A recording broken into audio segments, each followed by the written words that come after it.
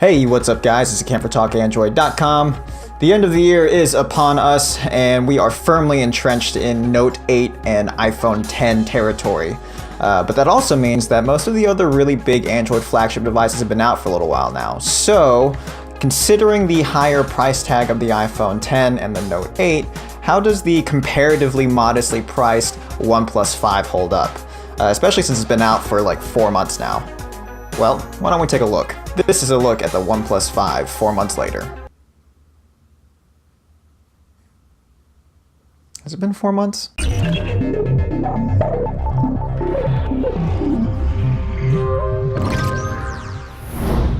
So the OnePlus 5 has been my daily driver since June, not long after it came out. And taking a look at the phone, the very first thing you'll notice is the 5.5-inch Full HD AMOLED display. Now I'm pleased to say that the display is actually pretty brilliant, and despite the Full HD resolution, the healthy pixel density actually gives a really great sense of clarity. Colors are rendered pretty brilliantly and aren't too saturated, and the white balance doesn't tend to trend too warm or too cool. But my favorite thing about the display has to be the brightness. This is a really bright display. Now, by really bright, usually indoors with most phones, I'll usually set the brightness between 30 to 40%. But with this one, anything from like 10 to maybe 20% tops is more than enough. Not to mention in direct sunlight, I mean 50 to 60% brightness was plenty for me most of the time. It's funny, I'm actually working with a Note 8 right now, and I was just really perplexed at how dim the screen seemed to be because I had just gotten so used to the brightness of the OnePlus. Now moving on to the actual design of the phone, it is a full metal build and it does look really reminiscent of the iPhone 7, but honestly I didn't really notice it after too long. It has a nice flat color and a metal back and doesn't really attract fingerprints, which I really like. Now the phone is pretty thin, and that's one of the things that OnePlus had touted in its marketing for this phone, but it's not like Motorola thin, so it still maintains a really nice feel in the hand and it doesn't sacrifice features like a headphone jack for it. The antenna lines are also pretty well hidden on this device, and looking at the bezels bordering the top and bottom of the phone, they're a little bit on the thicker side, but they're not anywhere near as bad as like iPhone bezels, so you still get quite a bit of screen there. The side buttons are pretty thin, but they do have enough tactility and travel, so that didn't really bother me too much. The alert slider is a nice touch. It is textured on there, so it's pretty easy to feel. Unfortunately, its range is kind of short, and it has 3 different settings, so it's kind of hard to feel exactly where it's set, and honestly, I sort of left it on vibrate and didn't really touch it after that.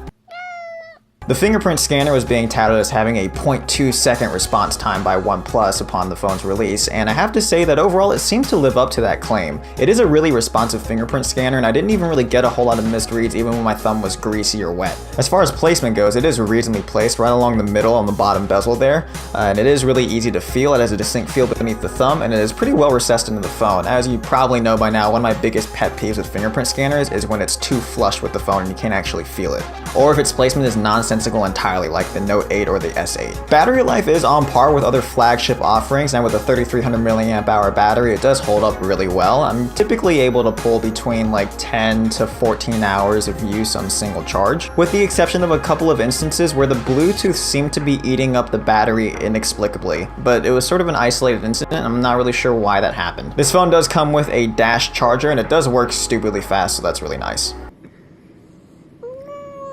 Moving over to the back of the phone, we do have a dual lens camera, which is comprised of a 16 megapixel f1.7 sensor and a 20 megapixel f2.5 sensor. The layout of the lenses is pretty much identical to that of the iPhone 7. Basically, you've got a portrait mode and also a telephoto mode. Honestly, with a dual camera setup, I actually prefer LG's setup with the wide angle dual camera lenses.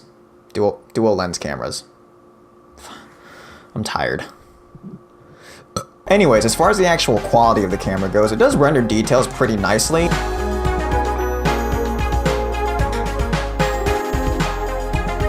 Low light performance can be kind of hit or miss though. I mean, you can take a look at these test shots. Sometimes the details can get excessively smudgy under higher ISOs, and then other shots will retain quite a bit of noise. Huh, that's weird. These are actually pictures of me out at a concert, doing things, having a social life, not just pictures of my cat. Yeah, that's right, I don't let my crippling anxiety completely imprison me into my own home all the time, usually, I guess. And then on the front, we've got a 16 megapixel f2.0 camera. Now, the front camera does suffice for social media purposes, although if you look at the images on a computer blown up, the details do tend to get a little bit smudgy in places. Again, most people probably won't notice something like this. Again, for social media, it suffices. Now, as far as the video performances go, again, we do have overall really great clarity. How Japanese of me. Now, as far as video performance goes, overall it is solid. Again, we do have a pretty good sense of clarity there. However, those higher ISO issues in the stills does creep up in the video. You do tend to get some smudgy details and quite a bit of noise in some low light situations. Stabilization in full HD video is actually really great. In some places it can look a little warpy or wobbly, but it's not really that obvious. By contrast, 4K video stabilization didn't warp or wobble at all. Instead, it had like this weird jittery effect. The best way that I can think to describe it is if you've seen Logan, it's sort of like the effect where Professor Xavier is derping out and everything is going all crazy. That's sort of what it looks like.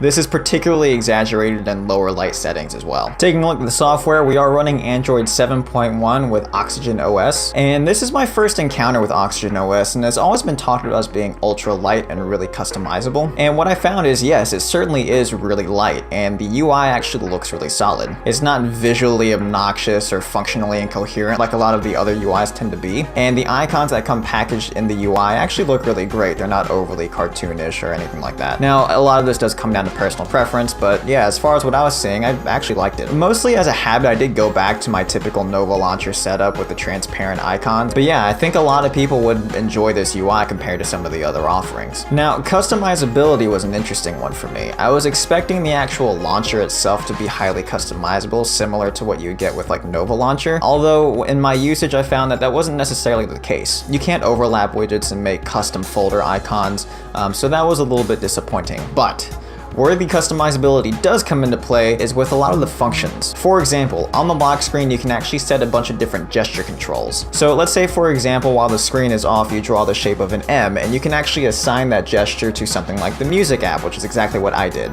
Overall, it's pretty intuitive. It's just a matter of remembering what apps you tied to which gesture, because there are quite a few options if you do end up using all of them. And sometimes you do get some missed reads with the gestures, but overall, I found it to be a pretty reliable way of accessing apps quickly. You also have a few music controls, including swiping down with 2 fingers to play or pause. One gesture I did use quite a bit was drawing an arrow shape to skip forward or back a song. Also in the launcher, you can actually set shortcuts to different functions in different apps. So for example, if I drag Google Play Music onto the home screen and I long press that icon, I can actually set it as a shortcut to different playlists or to the search function or whatever else it is I might like. So there's quite a bit of versatility in the shortcuts you can set for these certain apps, and if there are certain functions you find yourself going to frequently in these apps, these shortcuts can be a really handy way to access these features. That being said, overall performance was pretty solid, what with the Snapdragon 835 processor and 8 gigs of RAM. I didn't really notice any hiccups in usage, it didn't have any lags or app crashes. Yeah, it was a pretty seamless experience. Now, OnePlus is pretty good about pushing out frequent updates and patching issues in a timely fashion,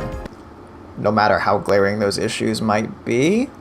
But there were a couple of issues that I did notice that persisted for quite a while. Probably the most obnoxious one was that in Google Play Music in particular, you couldn't actually scan through tracks. So if a track was playing and let's say you tried to drag the slider maybe halfway through the song, it would just restart the song all over again from the beginning. This was especially obnoxious when listening to a podcast while driving. I was actually in the middle of a reasonably lengthy drive and I was listening to a podcast and I wanted to skip back a few seconds. So when I hit the skip back icon, the entire podcast started over and I couldn't get back to where I was because I was driving, and using your music app while you're driving is probably not a good idea. Now, this issue does seem to have been fixed with a recent-ish update. As far as at least like a month or so back, I can recall that issue being resolved. But again, this phone has been out since June, and with the research that I did, it looked like this was a problem that persisted with the OnePlus 3T, so it hung around for way too long. Another issue I noticed, and this seems to be more hardware related, possibly, was Bluetooth issues. So the issue that I was experiencing was a lot of lags and dropouts, and this would happen with, let's say, a set of Bluetooth earbuds.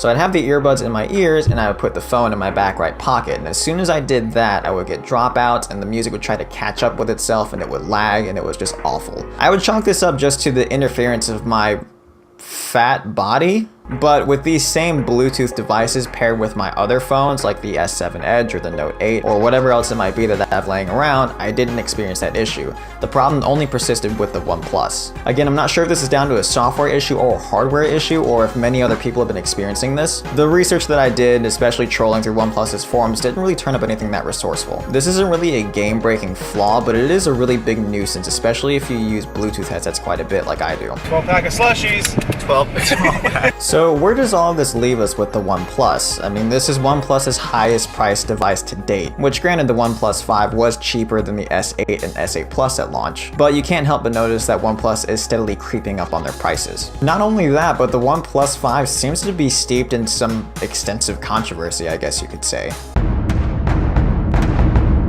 with issues from slightly annoying to potentially life-threatening. So does that make it all worth it? Well, with all the controversy that was surrounding the device, it didn't really affect me in my day-to-day usage, especially that 911 bug, which thankfully I never had to call 911 when that bug was a thing, but I can only imagine somebody that was impacted by that bug might feel differently.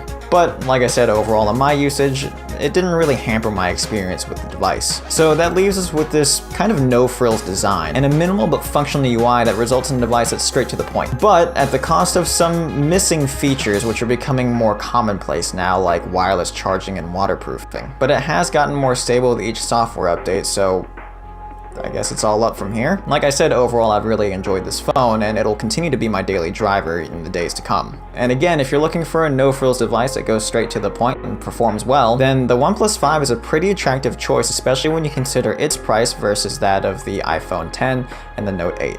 Just beware of other contenders that might come in at a lower price with equal or even better performance.